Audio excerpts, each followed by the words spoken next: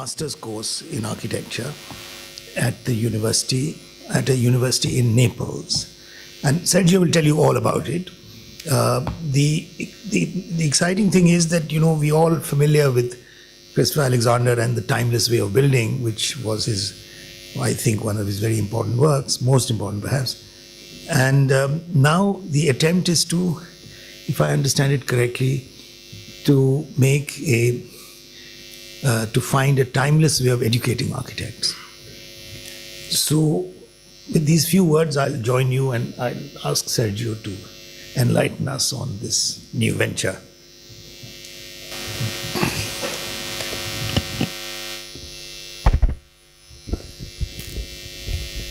Good evening. Is it too loud, too low? It's okay. Are there, how many students are attending this talk? Are there students in the audience? 1, 2, oh, there are some. Yes? Oh, look at that. There's always a shy one. Right, because we are talking of the course, and so it's nice to see that there are some students around, along with staff from various institutions, some of whom I've had the pleasure to meet in various ways in the past days. It is actually a week that I'm kind of touring India. I've been previously in Mumbai and then in Pune, and then ending up here with great pleasure, hosted by Muni. So let me start with my thanks to Greha to setting up this talk, and to Muni, who's a good friend of mine, and has managed to create this event and to disseminate the news. And of course, my warmest thanks also to you all for being here, and I hope that it will be worthwhile.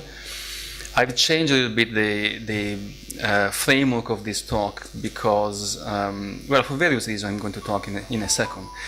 I also want to thank Maggie Moore Alexander and of course Chris, her husband,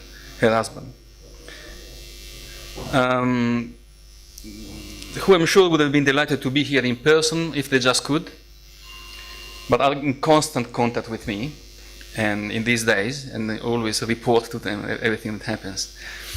And that's very good, because everybody here is very excited about the course, and we are running very quickly towards the opening of the course, and therefore everything is getting very pressing and exciting at the same time.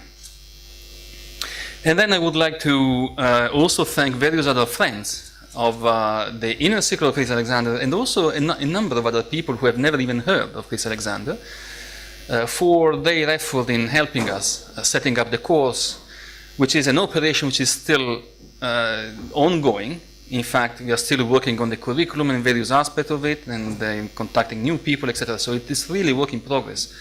Now rapidly reaching a point where everything has to be closed up to get a start.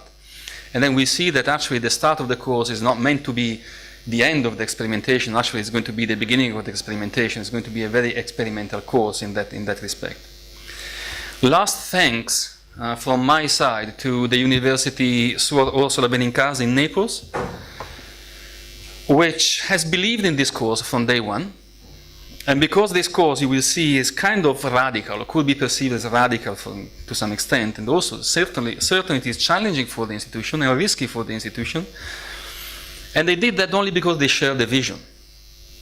And in these times, I don't know in India, but certainly in the Western world, having an institution risking on a new thing in a condition of uncertainty is very rare. And I'm going to go back to this in a moment. So this is, I guess, what I'm going to talk about, even though I changed this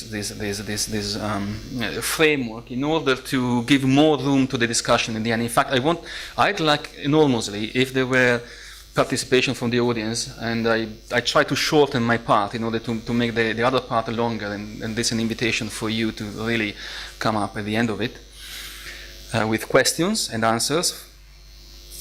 And so I'm going to go through how the problem looks like, what essentially the problem is, and I'm going to have a very, very light and quick touch on this, and summing it up and talking of the enduring creationist nature of design thinking, which is a little bit challenging for many, especially for architects, and I'm an architect myself, so it's been challenging for me in the first place.